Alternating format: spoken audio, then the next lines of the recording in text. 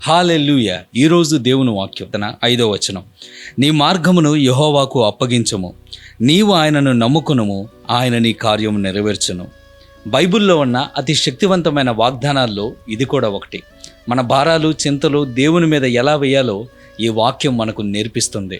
మన మార్గాన్ని యెహోవాకు అప్పగించటం అంటే కేవలం మనం నడిచే దారి కానే కాదు, మన జీవిత ప్రయాణాన్ని, మన భవిష్యత్తును, మన ప్రణాళికలను, ఉద్దేశాలను దేవుని చేతుల్లో పెట్టడమే.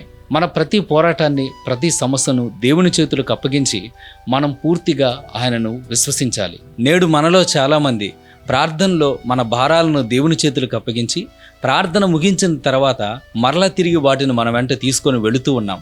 నా దేవుడు ఖచ్చితంగా దీన్ని చేస్తాడు, ఆయన చూసుకుంటాడు, ఆయనకు అసాధ్యమైనది ఏమీ లేనే లేదు అనే నిశ్చయత మనలో చాలామందికి ఉండదు. ఒక చిన్న పిల్లవాడు తండ్రి చేతిలో చేయి వేసి ఎంత ధైర్యంగా ముందుకు నడుస్తాడో మనం కూడా అంతలా దేవుని యందు విశ్వాసం ఉంచాలి. మనం పూర్తిగా దేవుని చేతులకు అప్పగించి ఆయన మీద విశ్వాసం ఉంచినప్పుడు, ఆయన మీద ఆధారపడినప్పుడు ఆయన పని చేయడం ప్రారంభిస్తాడు. ఆయన రంగంలోనికి దిగుతాడు. మనకు ఏది మంచిదో, ఏది మనకు మేలు చేస్తుందో అది తప్పకుండా ఆయన జరిగిస్తాడు.